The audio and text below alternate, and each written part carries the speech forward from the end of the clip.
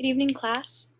My name is Rebecca Fernandez, and today I will be presenting to you a study proposal for a case control study on pulmonary fibrosis among construction workers.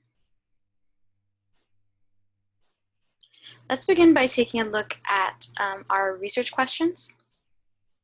So our hypothesis is that the likelihood of developing pulmonary fibrosis due to occupational exposures varies according to specific job task. So each specific job task that a construction worker is assigned to will have its own specific exposures, and those exposures will leave them at a greater or either at a greater or a less risk of developing pulmonary fibrosis.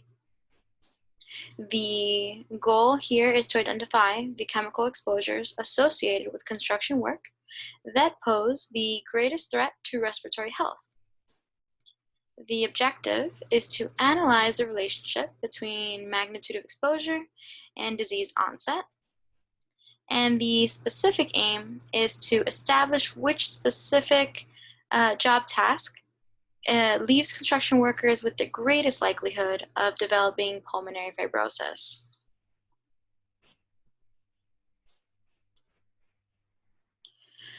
Next, let's take a look at at some background. So, pulmonary fibrosis is a chronic interstitial lung disease, which is characterized by a progressive and irreversible decline in lung function. This disease is associated with poor long-term survival.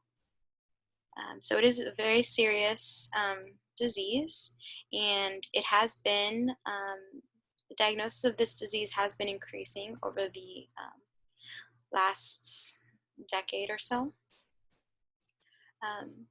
It is caused by lung damage and scarring, which leads to thickened, stiff tissue, limiting proper organ function. So the walls of the lungs become scarred due to damage, and they become thick, which makes it difficult for them to expand and decompress. So makes patients struggle with breathing.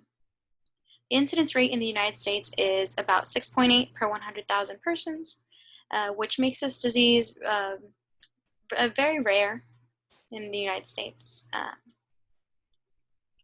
So symptoms of this disease include shortness of breath, dry cough, fatigue, unexplained weight loss, aching muscles and joints, and clubbing. Clubbing is basically like like the swelling of the fingertips and the tips of the toes.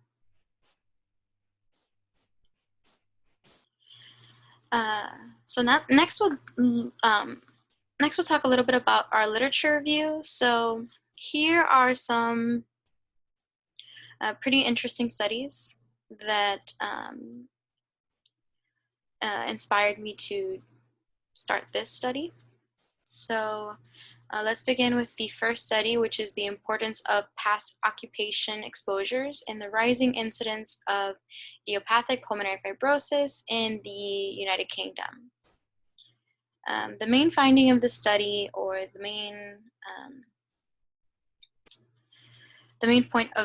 main point that I understood from this study was that exposure to metal and wood dust could account for up to 20% of IPF cases.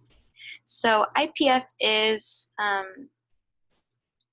idiopathic pulmonary fibrosis, and it is because of the difficulty that many clinicians have with not only diagnosing this, but the criteria for diagnosis is often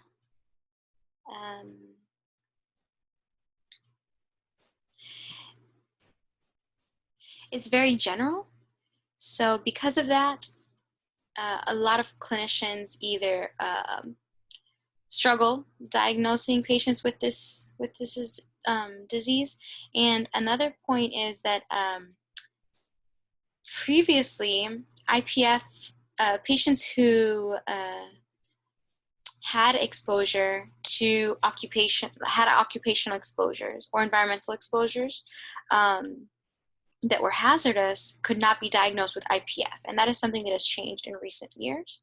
So now IPF, you can diagnose patients with IPF if they've had environmental or occupational exposures. So let's look at the second study, which is the risk evaluation of construction workers' exposure to silica dust and the possible lung function impairments. Here they found that Iranian laborers exposed to respirable silica and other dust particles demonstrated moderately restrictive pulmonary status. So because of this finding, as well as some other studies that had similar findings, I think that it is important to do this study and identify if these workers are more susceptible to pulmonary fibrosis due to the types of exposures that they are experiencing.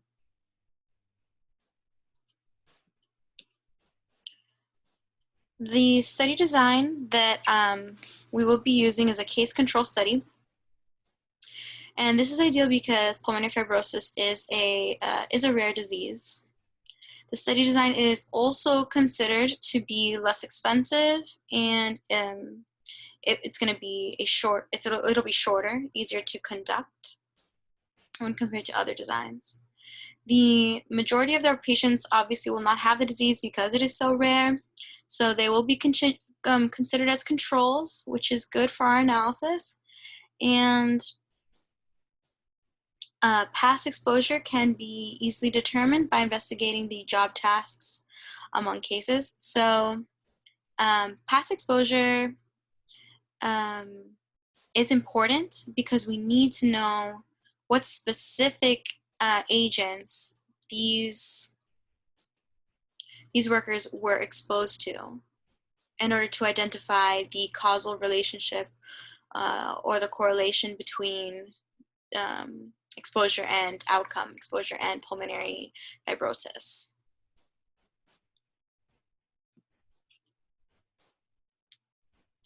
Next, let's take a look at our participants. So all participants will consist strictly of construction workers that are employed at the through the U.S. Department of Energy, so it's DOE sites, and they have to be employed there for a minimum of 1 year. So that's so that we can we're able to so that these controls and these cases have both been exposed to different types of these agents, so that we are able to identify which agents are the most harmful to health, right? So participants will be identified using medical examination results from the Building Trades National Medical Screening Program, which is BT Med. This is basically a resource. They provide medical examinations for laborers, and they have they hold on to the medical records of past examinations from all the way from when laborers begin working. So some exclusion criteria for the participants for their eligibility will be prior diagnosis of respiratory illness prior to working at the DOE sites. Previous employment at labor facility outside of DOE, because if they worked for another labor facility, they may have been exposed to other agents that are not included in our study that may lead them to have a higher risk for pulmonary fibrosis, which is something that we would not be able to account for in this study. Pregnancy is another exclusion criteria. We do not want patients who are pregnant due to the risk of harm associated with exposure. Positive smoking status is another criteria that if patients are smokers, they cannot participate in the study because we are studying lung function. Any medical condition onset prior to DOE employment that may put the patient at risk or influence study results in the investigator's opinion. So our staff that will be interviewing these potential participants, it will be up to their discretion. They will have training on what is and is not appropriate criteria for these participants. So I say here cancer. So if patients have cardiac issues, if patients have cancer, that means that they are undergoing treatments using medications that previous research has indicated can also lead to pulmonary fibrosis. So those are things that need to be identified prior to participant enrollment in the study.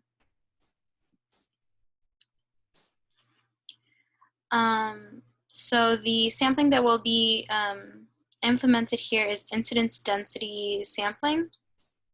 Controls will consist of DOE construction workers not classified as having pulmonary fibrosis. So we do want to keep the controls very similar to the cases. So we want them to be a comparable group. So we don't want to exclude too many medical conditions for these controls, right? Because we want this to be indicative of the population, the actual population of construction workers. So all available cases will be frequency matched to controls based on sex, race, age, and DOE site. I say DOE site here specifically because of the exposure. We want cases and controls to be matched according to DOE site because of the specific exposures that these workers will be experiencing according to site. Controls will be oversampled in order to increase statistical power. So we are going to use a case to control ratio of 1 to 7, so 1 case per 7 controls, which is good because, again, like we said, this is a rare disease, so there will not be many cases. So in this case, we can use this ratio as a baseline. Our ideal sample size here is going to be about 1,600 participants, which should leave us at about a 90% power.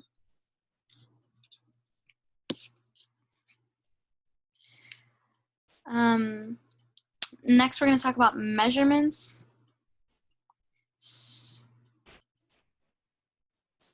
When we're measuring exposure, the main things we're going to be looking at, the main agents that we'll be testing for are asbestos, silica, cement dust, engine exhaust, fumes from welding, thermal cutting, and soldering or brazing, organic solvents, and wood dust. Okay, and the method for measurement here is going to be via questionnaires, and as well as history of assigned job tasks, which will be obtained from the DOE directly. So we're going to ask the employers at the job sites to give us the file or a list, to compile a list of the specific job tasks that these participants have worked since they have been employed through the DOE. That's so that we can verify the exposures the participants are listing in the questionnaires to further validate those responses. When we're measuring the outcome,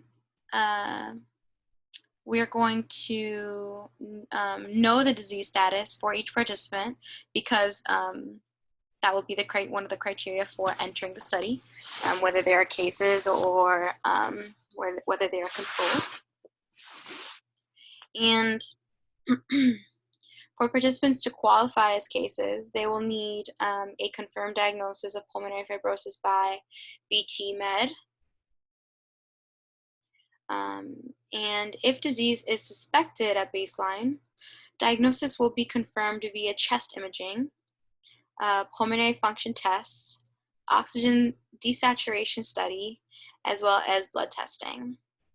Blood testing will also be used in measuring those levels of asbestos, silica, and those agents that we previously described in the measurement of exposure.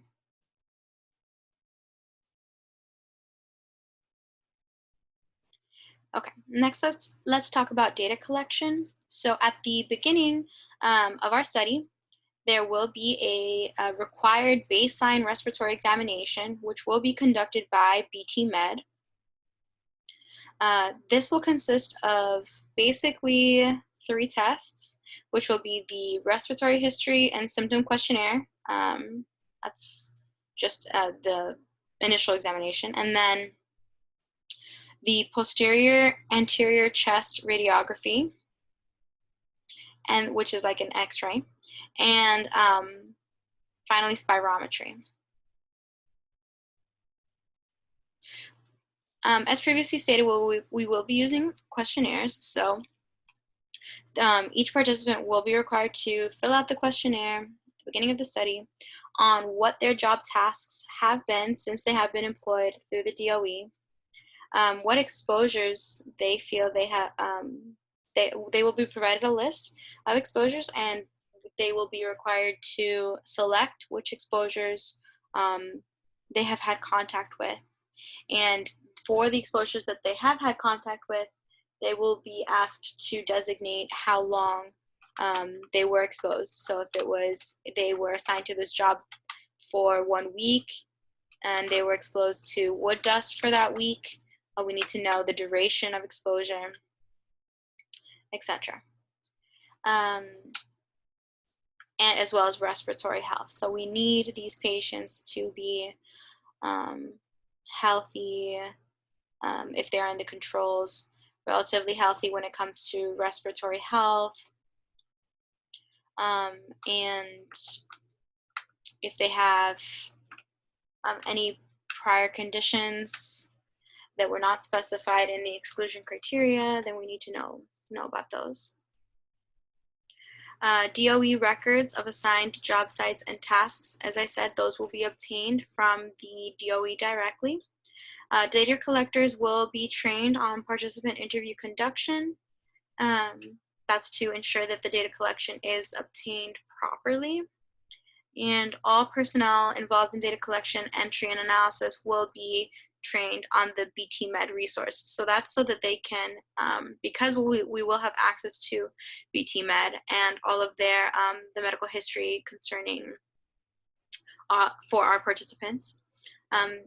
All personnel that are involved in data collection, entry, and analysis will need to be able to navigate this resource and interpret what they're looking at in these patients' charts.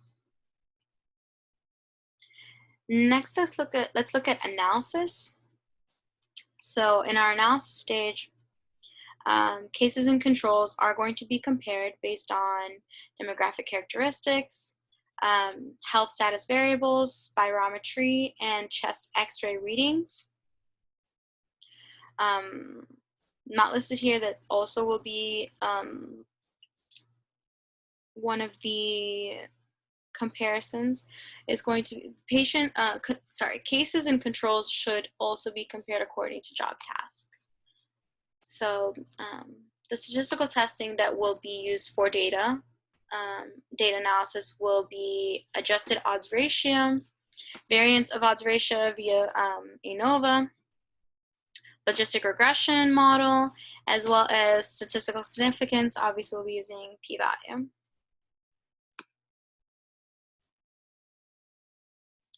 Next, let's talk about bias. So there are 2 main forms of bias that could be an issue with the study. So the first one is recall bias. Controls may be prone to forgetting about past exposure, which would bias the results away from the null. And cases may also be prone to searching for exposures as a reason for their illness, which would bias away from the null hypothesis. However, recall bias is less likely among cases than controls. So so people with pulmonary fibrosis are more likely to think very hard to actually remember what the specific exposures they experienced, because they are ill and they're trying to find reasoning behind this illness. So in order to do that, they think very thoroughly, they think very hard about what the exposures were in their past. Hopefully this correlates to the specific job tasks that they were assigned to, and they're able to remember specifically which job sites, which job tasks they were assigned in the past, so that we can keep up with that part of this experiment as well. Sorry, this study. Next, the other form of bias that we see here is selection bias. So due to the rare nature of the disease, there may be an issue of misdiagnosis.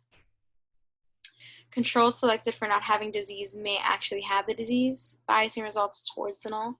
So this is, like I said, a relatively rare disease, right? So because of that, the diagnostic criteria for this disease, as I previously mentioned, is not very specific. So that is because there's difficulty with the set definition of what exactly pulmonary fibrosis is, right? So we know that it is the hardening of the walls of the lungs, but there has been a lot of debate back and forth about what clinicians believe pulmonary fibrosis should be identified as. Because of that, there may be misdiagnosis. So next, let's look at confounding. Assessment for potential confounding associated with extracurricular activities will be based on questionnaire data. So we will be asking participants what their hobbies are, if they have volunteer, if they volunteer for other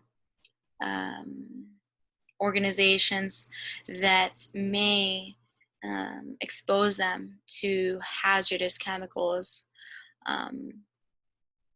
which may be a confounder for the study.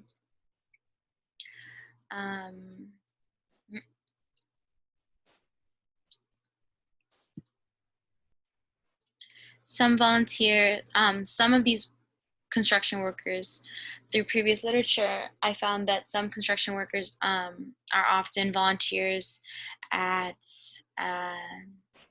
they volunteer at fire stations,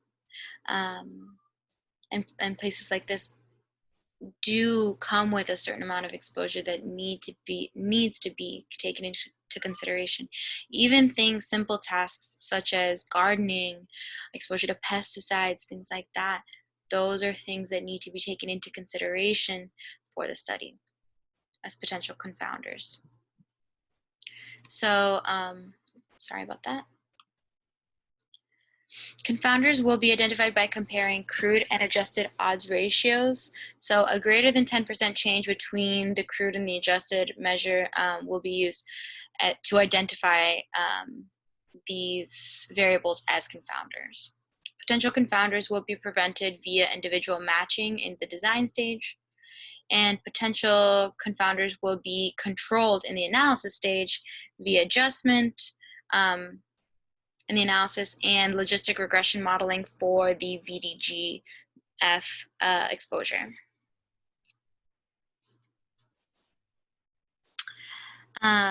So next is quality control. In order to minimize recall bias, records on history of job assignments, as I said, will be obtained from the DOE for verification.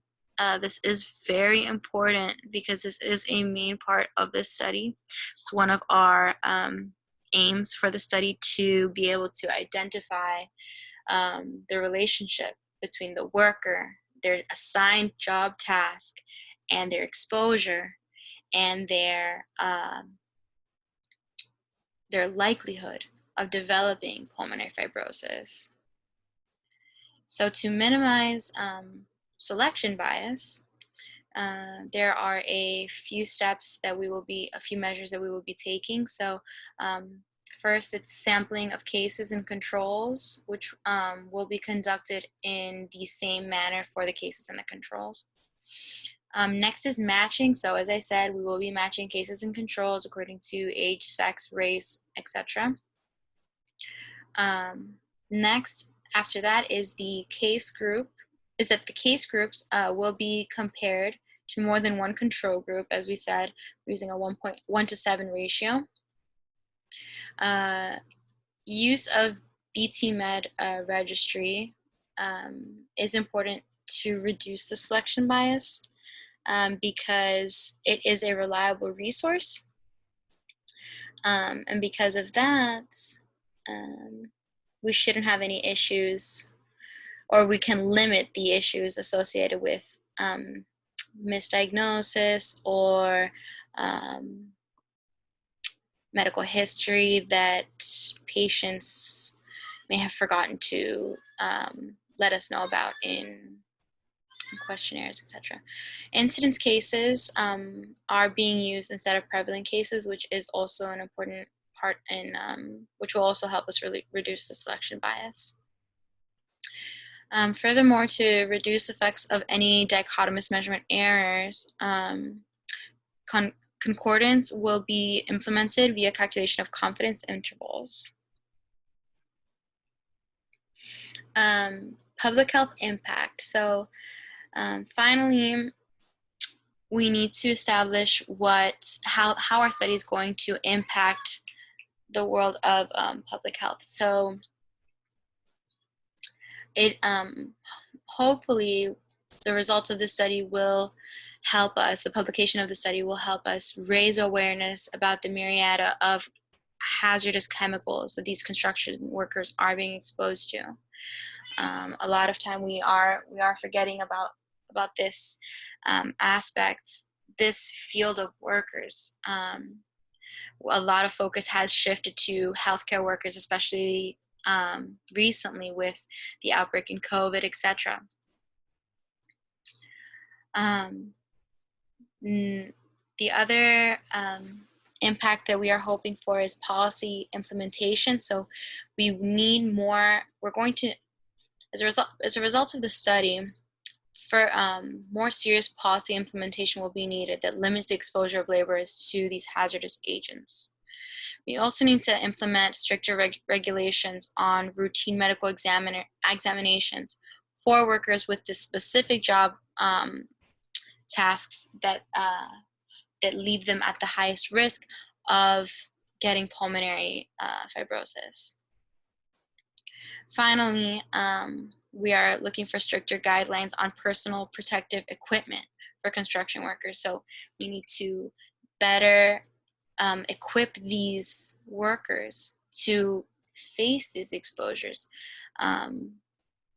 So not only are we going to attempt to change the look for alternatives for these silica, for these harmful agents that are truly affecting the health of these laborers, right? Not only should we try and limit those dangerous, hazardous agents and replace them with more,